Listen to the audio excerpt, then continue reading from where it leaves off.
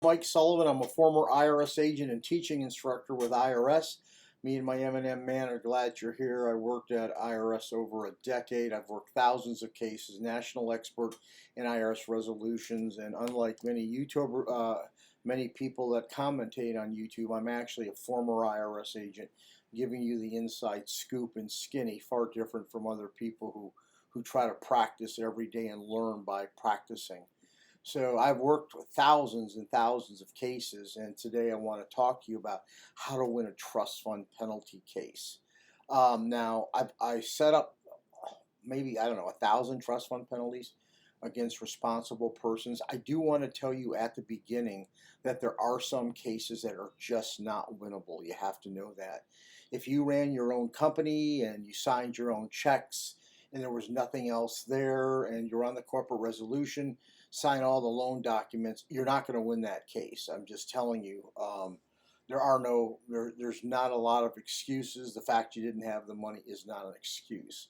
So I want you to know this video, this YouTube, is not for these single member companies. I'm just trying to tell you the truth so you know what the truth is. You're not going to win the case because IRS has to pin this on someone, and if it was you, you ran the show, you did everything, it's on you. So it's anyone who's one off from that.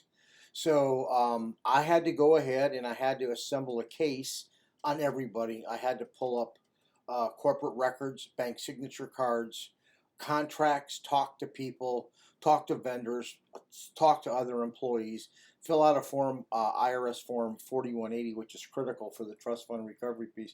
And then you start formulating who's responsible. It doesn't take long. You go out to talk to everyone and they all go, someone else is responsible. Well, it's really not the case. What the records say, usually whoever signs the checks, that person has power and control. Now, just because you signed the check doesn't necessarily mean you have power and control. Someone may have told you that. So the key on winning the trust fund case is simply this: find someone else to blame and have the documentation to support it. The IRS agent can cast a broad net on everyone and make everyone responsible. They can just write that up that way on their 4183 form that they internally submit. The manager signs off on. Everyone who had contact with the management company records, made decisions, IRS can hold everyone responsible. Generally, a good agent will try to narrow that down to the people. So how you win your case is simple. Did somebody tell you what to do? Did they control any part of you?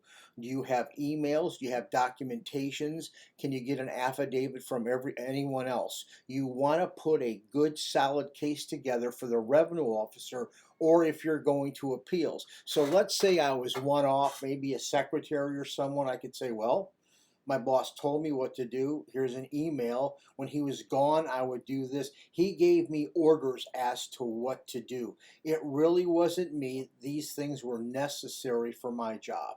Now, the IRS could still say you're responsible, but you got a really good chance in appeals.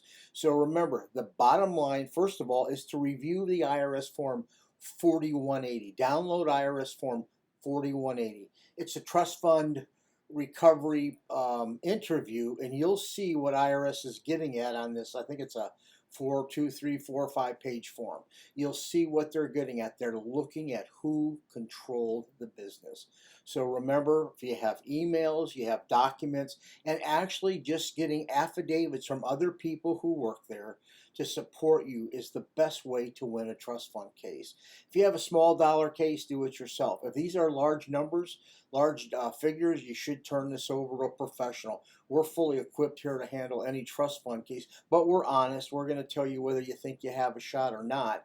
And for large dollars, either go to your own tax professional or us. I should also tell you that when IRS sets this penalty up against you, you do have an appeals right.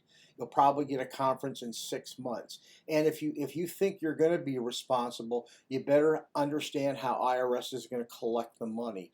They are going to transfer this money to you, the trust fund assessment to you, in the form of, it's going to be like a 1040 tax.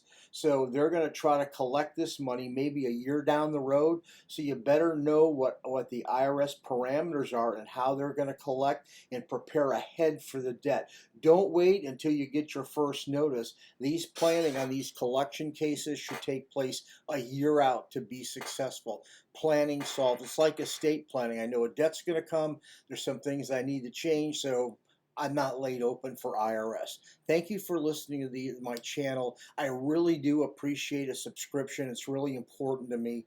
YouTube looks at subscriptions and says, gee, your video is worth something. So if you can like or go ahead and subscribe to me, that's helpful. Also, if you'd like me to do a YouTube on something, leave it. You can email me or text me, or leave a comment. And my YouTubes come from comments that people make. Thank you very much. I appreciate a subscription. I hope I was beneficial to you. Thank you.